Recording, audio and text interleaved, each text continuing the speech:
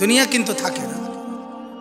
আজ রাত যার বাসর ঘর তারও ভোর হবে, আজ রাত যার জেলখানা ফাঁসির রাত তার রাতও কি হয়ে যাবে?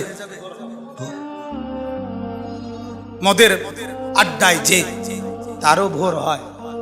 আর আপনার হসপিটালে ব্যথায় যে কাতরায় তার রাতও কি হয়ে যায়? শেষ হয়ে যায়। দুনিয়া থাকে না, দুনিয়া ধোকা।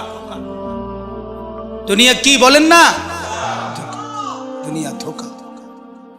দুনিয়া বড় স্বার্থপর, কাউরে থাকতে দেয়, কাউরে কাউরে না। বাপ আমার থাকতে চায়, থাকতে দেয়। আমার দাদাও থাকতে চাইছে, থাকতে দেয়। ধাক্কা দিয়া দিয়া ফেলাই দিছে। সুঠাম সুঠাম মানুষ, তাগড়া তাগড়া মানুষ, নওজোয়ানকে এক এক ধাক্কা দিয়া দিয়া দুনিয়া কবরে পাঠাই দিছে। যা, আল্লাহ তাআলা আমাদেরকে বুঝ দান করে। অতএব আমার ভাই, ফিকির মূলত ফিকির। আমরা মুসলমান, আমার কথা রাগ হইয়েন না, আমি আবেগে বলছি, মহব্বতে বলছি। যারা দাড়ি ক্লিন শেভ করেন, দাড়ি কাটেন, তাদের কাছে আমার অনুরোধ, আপনি আরেকবার ভাবেন কেন কাটতেছেন।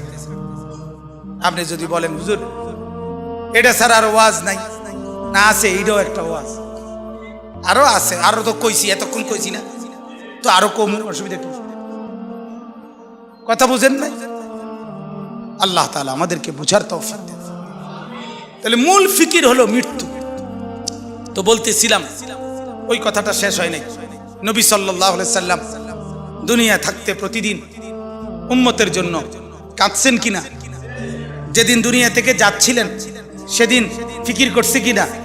যেদিন কবর থেকে উঠবেন সেদিন ফিকির করছে কিনা?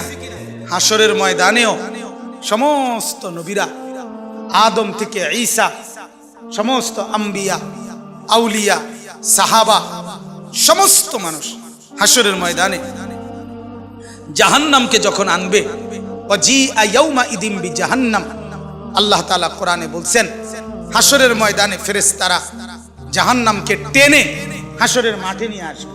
এই যে এখানে যেরকম আমরা বসছি, মনে করেন এখানে আনছে, আইনা দাঁড় করাইছে, ঠিক এরকম, ঠিক এরকম টেনে আনবে। ৭০,০০০ আগুনের শিকল দিয়া বেঁধে জাহান্নামকে আনা হবে।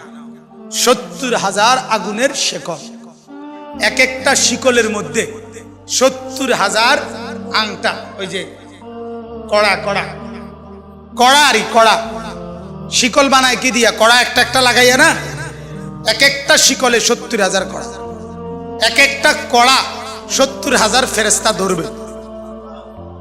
এবার কত কোটি আপনি গণেন, আমার সময় নাই।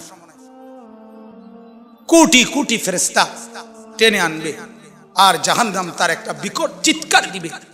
এক চিৎকারে পুরা হাসরের ময়দানের সবাই চিৎকার দিয়া উঠবে, ইয়া রব্বি নাফসি নাফসি, আল্লাহ আমাকে মাফ করেন, আমাকে মাফ করেন, আমাকে মাফ করেন, আমাকে মাফ করেন, আমাকে মাফ করেন। আদম থেকে ঈসা নবী ওনারা বলবেন, ফেরেশতারা বলবেন, জিনরা বলবেন, আম্বিয়ারা বলবেন, আউলিয়ারা বলবেন, আতখিয়ারা বলবেন, আসফিয়ারা বলবেন, সাহাবারা বলবেন, ওলামারা বলবে, মুহাদ্দিসিন বলবে, মুফাসসিরিন বলবে, ফুকাহা বলবে, খুতাবা বলবে, আইম্মা বলবে, মুআজ্জিন বলবে, হাফেজে কোরআন বলবে, সাধারণ মানুষ বলবে, হর ইনসান বলবে, ইয়া রব্বি নাফসি নাফসি, আল্লাহ আমাকে বাঁচান, আমাকে বাঁচান, আমাকে বাঁচান, আমাকে বাঁচান। সবাই বলবে এক কথা। সবাই হঠাৎ করে শুনবে কে যেন একজন কোথাও বলতেছে, কোন এক পাশে দিয়া শোনা যাইতেছে একটা আওয়াজ, ইয়া রব্বি উম্মতি উম্মতি, আয় আল্লাহ আমার উম্মতকে বাঁচান, আমার উম্মতকে বাঁচান, আমার উম্মতকে বাঁচান।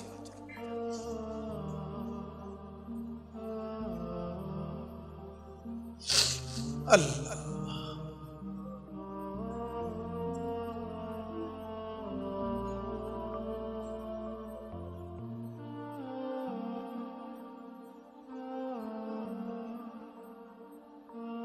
আল্লাহুম্মা সাল্লি আলা মুহাম্মাদ।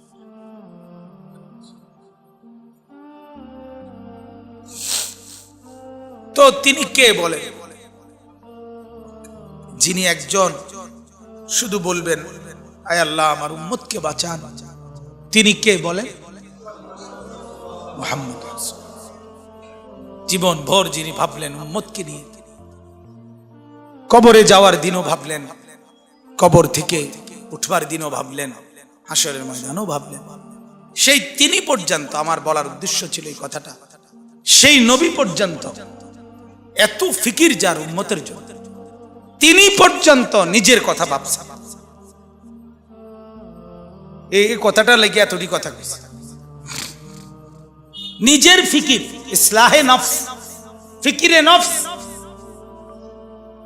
এটা এই পরিমাণ দরকার। ওলামায়ে কেরামকে বলি, ওলামায়ে কেরাম, আওয়াম সর্বসাধারণ আপনারাও তো বুঝেন, বাকি যারা আলেম আছেন আপনাদেরকে বুঝেন, নিজের ফিকির, ইসলাহে নফস আপনাদের জন্য জরুরি, আমার জন্য জরুরি, ইমাম সাহেবের জন্য জরুরি, মুহাদ্দিসের জন্য জরুরি, মুহতামিমের জন্য জরুরি, শাইখুল হাদিসের জন্য জরুরি, হাফেজ সাহেবের জন্য জরুরি, নুরানির উস্তাদের জন্য জরুরি, খোদার কসম জরুরি। নিজের ফিকির, নিজের ফিকির, নিজের ফিকির, নিজের ফিকির, আমার সংশোধন, আমার খবর, আমার নিজের টেনশন দরকার। এটা আমাদের মধ্যে বড় ঘাটতি। এখন ওই যে ওলামা সম্মেলন লিখছে, অনেক আলেমও আমি চতুর্দিকে দেখা যাচ্ছে।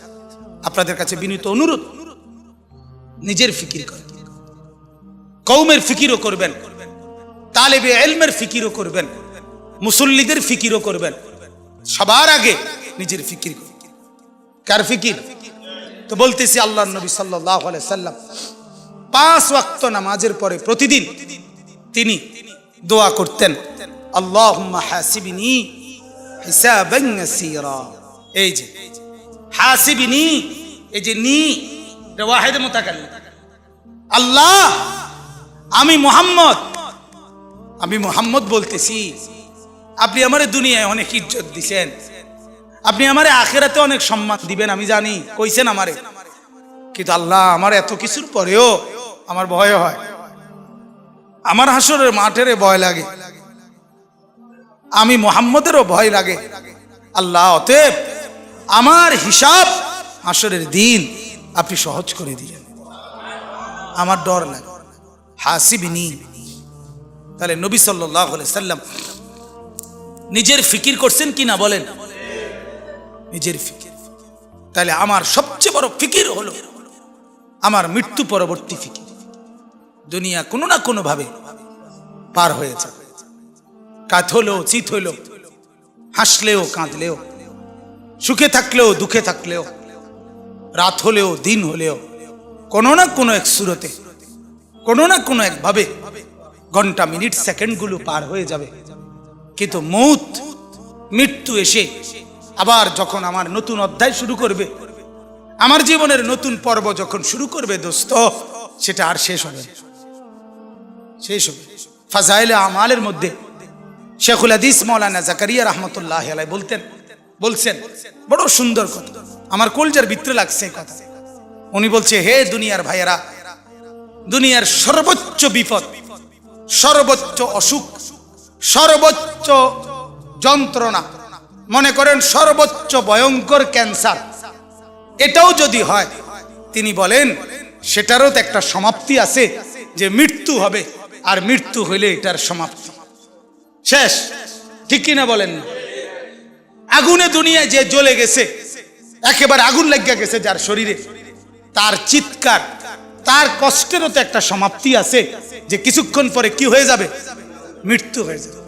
শেখুল হাদিস মাওলানা জাকারিয়া রাহমাতুল্লাহ বলে, কিন্তু আখিরাত আর পরকাল, কবর আর হাসরের জাহান্নামের কষ্ট, যন্ত্রণা, দুঃখ আর মুসিবত, মেরে মোহতারাম, যখন শুরু হবে, সেটা আর কোনোদিন মৃত্যুর মাধ্যমেও শেষ হবে না।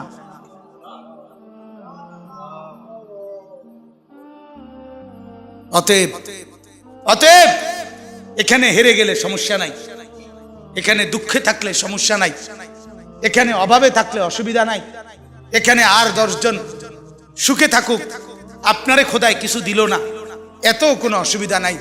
কিন্তু মৃত্যু নামের যখন আমার আসবে, এরপরে যেই অংশ শুরু হবে সেখানে যদি আমি কামিয়াব হইতে পারি, সেখানে যদি আমি সফল হতে পারি, সেখানে যদি আমি মাফ পাইতে পারি, ওটাই আমার আসল সফলতা, ওটাই আমার আসল কামিয়াবি। ঠিক কিনা বলেন? ফারুক আয়াম টিভি। ফারুক আয়াম টিভি, হক্কানি ওলামাদের আগামীর পথ চলা।